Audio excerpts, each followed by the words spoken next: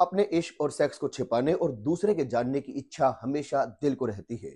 और कुछ लोगों की इच्छा तो इससे भी आगे बढ़कर होती है कि काश उंगलियों से रील्स को नचाते हुए हम अपनी आंखों से ट्रंप का सेक्स स्कैंडल देख पाते। तो चलिए आज हम ट्रंप की बातें करते हैं। ट्रंप से आगे बढ़कर Bill Clinton, Michael Jackson, Prince Andrew, Chris Tucker जैसी दुनिया की मशहूर शख्सियतों की भी बातें आज हम करेंगे। बने रहिए हमारे साथ, इस वीडियो को लास्ट तक जरूर देखें क्योंकि हम एक से बढ़कर एक राज आज खोलने जा रहे हैं। नमस्कार दोस्तों, ONN में आपका स्वागत है। दुनिया के सबसे high profile sex scandal Epstein file से जुड़े 3 लाख दस्तावेज पब्लिक हो चुके हैं। हजारों तस्वीरें जारी हुई हैं जिसमें दुनिया को उंगलियों पर नचाने वाली हस्तियां नंगी हुई। इन तस्वीरों में पूर्व अमेरिकी राष्ट्रपति क्लिंटन लड़कियों के साथ पूल में नहाते, ब्रिटिश प्रिंस एंड्रयू 5 महिलाओं की गोद में लेटे हुए हैं और एप्स्टीन की गोद में नाबालिग लड़कियां नजर आ रही हैं। एक नाबालिग की शिकायत से कैसे खुली एप्स्टीन फाइल्स, इसमें किन शख्सियतों के नाम सामने आए, क्या ये लोग अपराधी माने जाएंगे और अब आगे क्या होगा, क्योंकि अब तो फाइलें भी गायब होने लगी हैं। ट्रंप का जुडिशरी डिपार्टमेंट पर 16 फाइलों को गायब करने का आरोप भी लग चुका है और ये आरोप खुद डेमोक्रेट सांसदों के हैं। इस पूरे मामले के बारे में यही तो कहा जा रहा था कि इसके सामने आते ही अमेरिका की राजनीति में उथल पुथल मच जाएगी। चर्चाएं यहां तक थी कि डोनाल्ड ट्रंप पर महाभियोग लग सकता है, वेनेजुएला में जंग शुरू हो सकती है और भारत की राजनीति में भी ऐसा भूचाल आएगा कि प्रधानमंत्री तक बदलने की नौबत आ जाएगी। अब इंतजार खत्म हो चुका है। जिस फाइल के लिए अमेरिका में सड़क से लेकर संसद तक आवाज उठ रही थी, वही एप्स्टाइन फाइल्स आखिरकार रिलीज कर दी गई है। पूरी दुनिया की निगाहें इसी पर टिकी हुई थी कि इसमें ऐसा क्या है जो इतने बड़े तूफान की वजह बन सकता है। अब सबसे बड़ा सवाल यही है कि क्या इन फाइलों में डोनाल्ड ट्रंप का नाम किसी ठोस तरीके से सामने आया है? क्या कुछ ऐसा निकला जो भारत या अमेरिका की राजनीति की दिशा बदल दे? इन बातों को लेकर माहौल बनाया जा रहा था कि क्या उनमें वाकई कोई दम है। इसी के साथ एक और चर्चा जोरों पर थी कि अमेरिका वेनेजुएला पर हमला कर सकता है। राष्ट्रपति मादुरो को टारगेट किया जाएगा और जो कल रात अमेरिकी हवाई जहाज उड़े, क्या वे वेनेजुएला के लिए ही गए थे? क्या ये सब उसी फाइल से जुड़ा हुआ था या फिर सिर्फ कयास लगाए जा रहे थे? दोस्तों, एप्स्टाइन कोई साधारण नाम नहीं था। वो अमेरिका के बेहद ताकतवर और रसूखदार लोगों के करीब रहा। डोनाल्ड ट्रंप के साथ उसकी दोस्ती के किस्से भी समय समय पर सामने आते रहे। उसकी जिंदगी विवादों से भरी रही और उस पर कई महिलाओं के साथ ऐसे संबंधों के आरोप लगे जो हमेशा सवालों के घेरे में रहे। इसी वजह से जब उसकी फाइल के खुलने की बात हुई तो पूरी दुनिया की निगाहें उन दस्तावेजों पर टिक गई। सब जानना चाहते थे कि क्या सच में कोई ऐसा राज सामने आएगा जिससे सत्ता की बुनियाद हिल जाए। अब सवाल सिर्फ इतना है कि क्या वाकई वो सब हुआ जिसका डर और अंदेशा दिखाया जा रहा था, या फिर ये पूरा मामला जितना बड़ा बताया गया असल में उतना निकला ही नहीं। पूरी कहानी एक परत खोलते हुए आज के इस सेशन में एप्स्टाइन पर आरोप सिर्फ 1-2 नहीं थे। उस पर महिलाओं के रेप, यौन शोषण और गलत रिश्तों के कई गंभीर आरोप लगे थे। जांच में यह भी सामने आया था कि वो अकेला नहीं था, बल्कि उसके आसपास एक पूरा नेटवर्क था। उसके दोस्त, उसकी जान पहचान के लोग कई मामलों में उसी तरह के कृत्यों में शामिल पाए गए थे। जांच आगे बढ़ी तो इसमें कुछ ऐसे नाम उभर कर आए जो दुनिया की सबसे ताकतवर हस्तियों में गिने जाते हैं।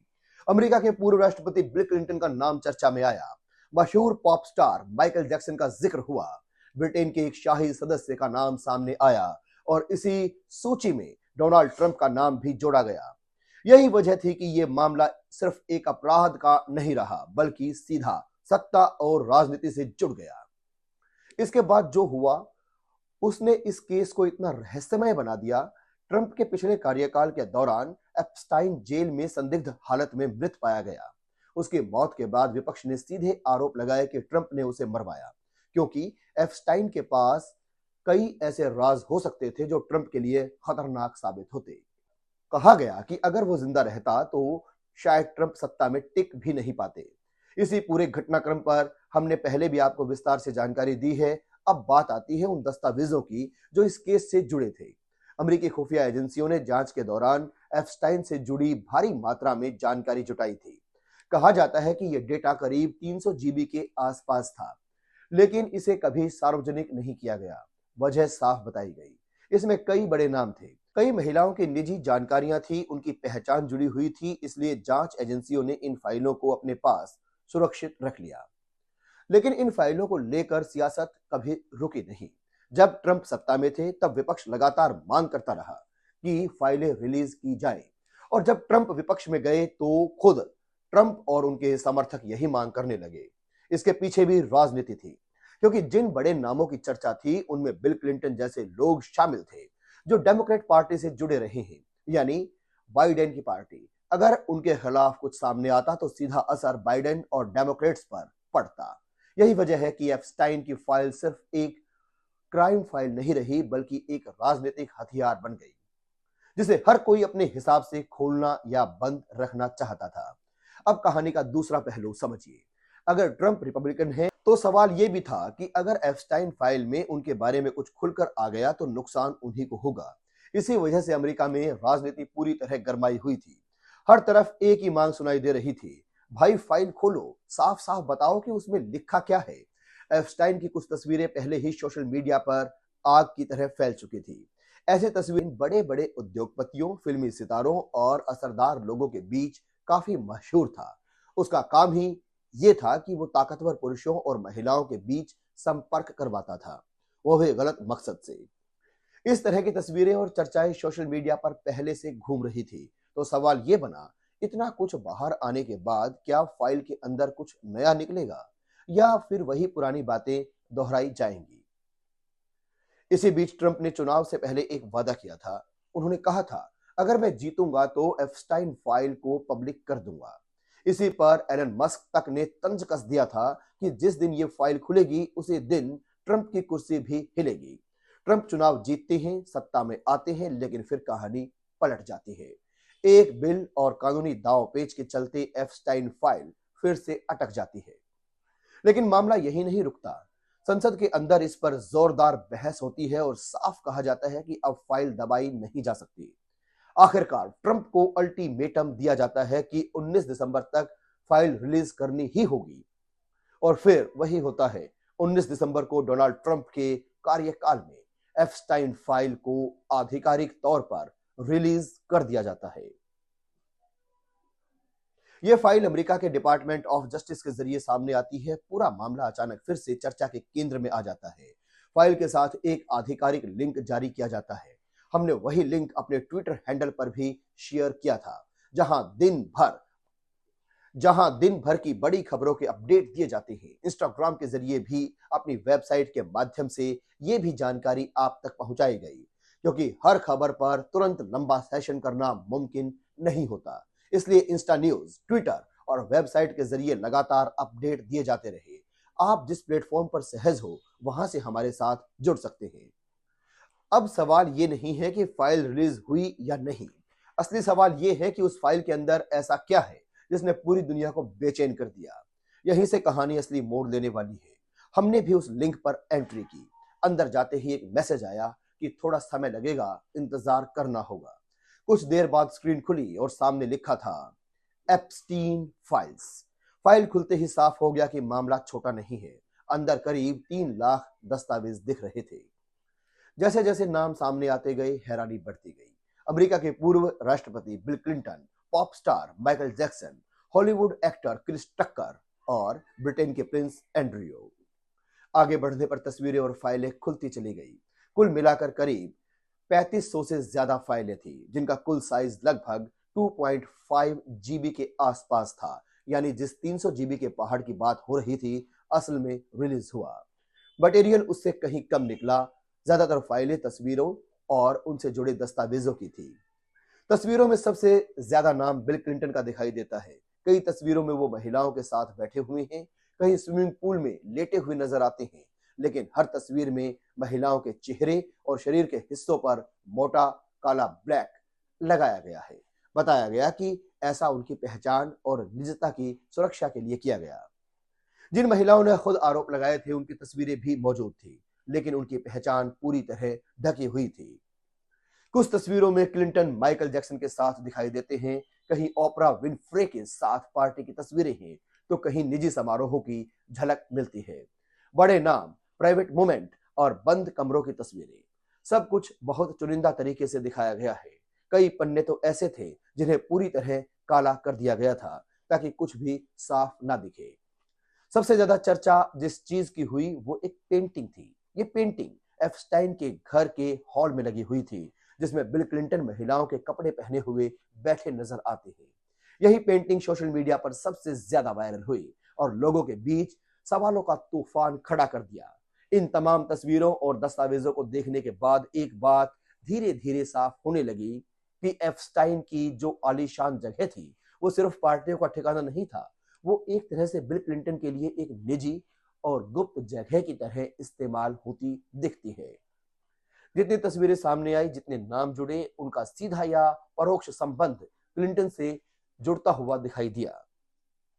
यहीं पर पूरी कहानी का रुख बदल जाता है। जिस फाइल को लेकर कहा जा रहा था कि इसमें ट्रंप फंसेंगे, सत्ता हिलेगी और बड़ा राजनीतिक भूचाल आएगा, उस फाइल को देखने के बाद ट्रंप पर सीधा कोई बड़ा आरोप निकलता हुआ नजर नहीं आया।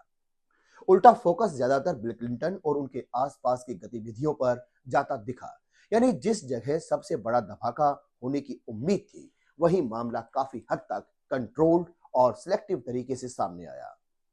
तस्वीरें भी वही, दस्तावेज भी वही, लेकिन बहुत कुछ ऐसा जो या तो ढक दिया गया या फिर बाहर ही नहीं आने दिया गया। फाइल को और खंगाला गया तो कुछ और नाम भी सामने आए। एक ब्रिटिश ऑथर की तस्वीर दिखी जो एंड्रू माउंटबेटन विंडसर की पत्नी है। इसके अलावा पीटर मेंडलसन का नाम भी फाइल में नजर आया। वो भी ब्रिटेन के बड़े लॉर्ड हैं, यानी कि वहां के अपर हाउस के सदस्य। कुल मिलाकर ब्रिटेन से जुड़े कई नाम थे, कई चेहरे थे, लेकिन इन सब के बीच जिन आंखों को सबसे ज्यादा तलाश थी वो कहीं और ढूंढ रही थी। खासकर भारत में लोग ये देखना चाह रहे थे कि क्या किसी भारतीय नेता का नाम सामने आता है या फिर डोनाल्ड ट्रंप से जुड़ी कोई ठोस जानकारी निकलती है। तस्वीरें बहुत थी, नाम भी बड़े बड़े थे, लेकिन जो चीज लोग ढूंढ रहे थे वही सबसे ज्यादा गायब थी। यहां ना तो ट्रंप से जुड़ी कोई सीधी तस्वीर थी और ना ही भारत की राजनीति से जुड़ा कोई नाम। ट्रंप से जुड़ा बस एक छोटा सा चेक दिखाई देता है जिस पर उनके साइन है। इसके अलावा ट्रंप से रिलेटेड कोई फोटो, कोई ठोस दस्तावेज सामने नहीं आया। जब डॉक्यूमेंट्स को ध्यान से देखा गया तो और भी हैरानी हुई। जहां जहां किसी और व्यक्ति का नाम आता था वहां पूरा हिस्सा काले रंग से ढक दिया गया था। कई दस्तावेज ऐसे थे जिन पर सिर्फ काली लाइनें थी। पूरा पन्ना ब्लैक कर दिया गया। न नाम दिखता है न जानकारी। तस्वीरें थी लेकिन पहचान गायब। दस्तावेज थे लेकिन शब्द गायब। यानी फाइलें मौजूद थी लेकिन असल जानकारी गायब थी। यहीं से अमेरिका के अंदर गुस्सा भड़क गया। न्यूज चैनलों पर बहस शुरू हो गई। ये कैसी पारदर्शिता है? सरकार कहती है कि हम जनता के सामने सब कुछ ला रहे हैं, लेकिन फाइल खोलने के बाद अगर हर पन्ने पर काली खी पोत दी जाए तो जनता क्या समझे? लोग कहने लगे ना तो सच्चाई पूरी तरह से बाहर आई और ना ही फाइल को दबाया गया। यानी न सांप मरा न लाठी टूटी। ट्रांसपेरेंसी के नाम पर फाइल भी रिलीज कर दी गई और चालाकी ये कि 3.5 लाख दस्तावेजों का ढोल भी पीट दिया, लेकिन अंदर सब कुछ काला करके रख दिया। इसके बाद विपक्ष पूरी तरह से आक्रामक हो गया। सवाल उठाए गए कि ऐसी फाइल रिलीज करने का मतलब क्या है। यहां तक कि जिस अटॉर्नी जनरल के साइन से यह फाइल रिलीज हुई उनके खिलाफ भी आवाज उठने लगी। लोग कहने लगे कि अगर ये ट्रांसपेरेंसी है तो ऐसे अफसरों को हटाया जाना चाहिए। जब लोगों ने देखा कि कई फाइलें पूरी तरह से पूरी ब्लैक कर दी गई हैं तो शक और गहरा हो गया। चर्चा होने लगी कि क्या ट्रंप ने अपने दबाव और असर से असली जानकारी को बाहर आने से रोक दिया? क्या जानबूझकर जरूरी हिस्सों को छुपाया गया? इसी बीच ट्रंप की टीम की तरफ से जवाब आने लगा। उन्होंने सवाल उठाया, क्या आपने क्लिंटन की तस्वीरें नहीं देखी? क्या वो सब नजर नहीं आया? यानी बचाव भी किया गया और हमला भी। लेकिन जब तक जनता के मन में एक सवाल गहराई से बैठ चुका था, अगर सब कुछ साफ था तो इतना कुछ काला क्यों किया गया? अब यहां से कहानी और साफ हो जाती है। सरकार की तरफ से यह कहा गया कि हमने तो सब कुछ दिखा दिया। क्लिंटन की तस्वीरें सामने हैं, उनके नाम सामने हैं, यानी पूरा दबाव एक ही तरफ धकेल दिया गया कि देखिए आपका जो पुराना नेता था वही रंगीन मिजाज था। उसी के दौर की ये सारी कहानियां हैं। इसी लाइन पर ट्विटर पर प्रतिक्रियाएं आने लगी, जगह जगह नोट्स लगाए जाने लगे, लेकिन इन सब का कोई ठोस मतलब लोगों को समझ नहीं आया। कुल मिलाकर यूएस डिपार्टमेंट ऑफ जस्टिस ने बड़ा चालाक खेल खेला। ट्रंप से जुड़ी कोई भी ठोस जानकारी बाहर ही नहीं आई। ऐसा लगा जैसे ट्रंप इस कहानी में कभी थे ही नहीं। फाइल रिलीज हुई, लेकिन उसके अंदर की असली जानकारी या तो ढक दी गई या पूरी तरह गायब रही। जो महिलाएं इस मामले की सर्वाइवर हैं, उनकी तरफ से भी नाराजगी सामने आई। उनका कहना था कि वे इंतजार कर रही थी कि कुछ सच्चाई सामने आएगी, कुछ तस्वीरें दिखेंगी, कुछ नाम साफ होंगे, लेकिन ऐसा कुछ भी नहीं हुआ। महिलाओं की निजता का हवाला देकर लगभग हर पहचान छुपा दी गई। जो लोग आज भी सार्वजनिक जीवन में सक्रिय हैं, उनकी तस्वीरें या नाम दिखने से पूरी तरह बच गया। लोगों ने सवाल उठाया, अगर सब कुछ ही छुपा देना था तो फिर फाइल खोलने का मतलब क्या था? क्या इसमें हमारी यानी आम लोगों की या पीड़ितों की कोई कहानी थी? जवाब साफ था, नहीं। भारत से जुड़ी किसी भी बड़ी शख्सियत का नाम भी इस फाइल में कहीं नजर नहीं आया।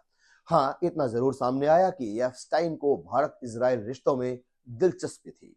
वो इन विषयों पर बातें करता था, लेकिन उससे जुड़ी तस्वीरें और संदर्भ भी फाइल से हटा दिए गए। यानी जहां जहां मामला संवेदनशील लगा, वहां काली स्याही फेर दी गई। अब सवाल उठा कि आगे क्या होगा।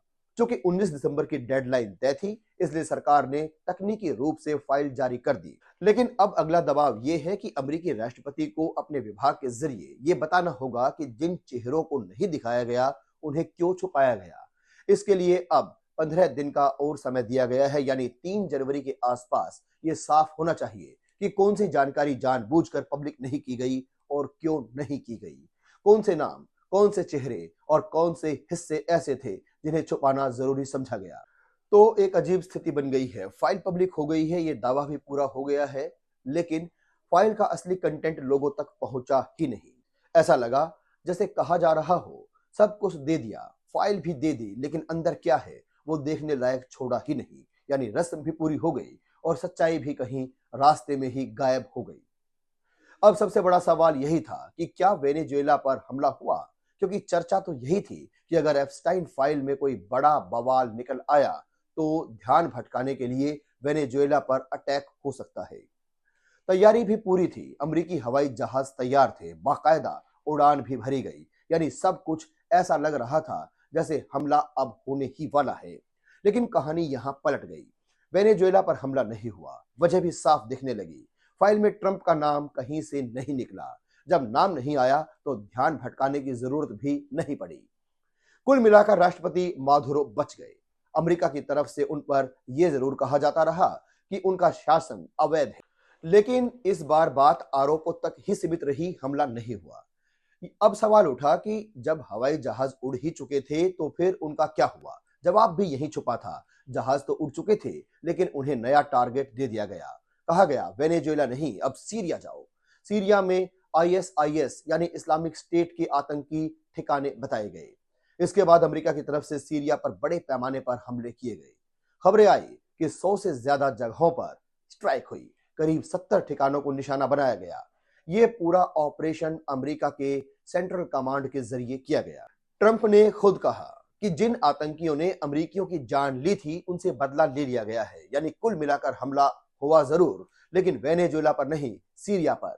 तस्वीरें भी सामने आई जिनमें अमेरिकी सैनिकों के संदेशों के साथ गोले भेजे जाने की बातें दिखी।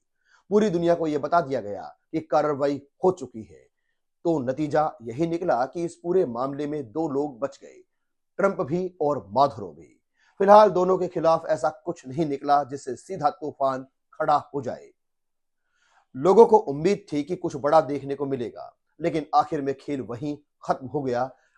अब आप लोग कहेंगे कि इतना इंतजार किया, इतनी उम्मीदें थी और अंत में यही निकला, तो क्या करें, खेला तो खेला ही गया।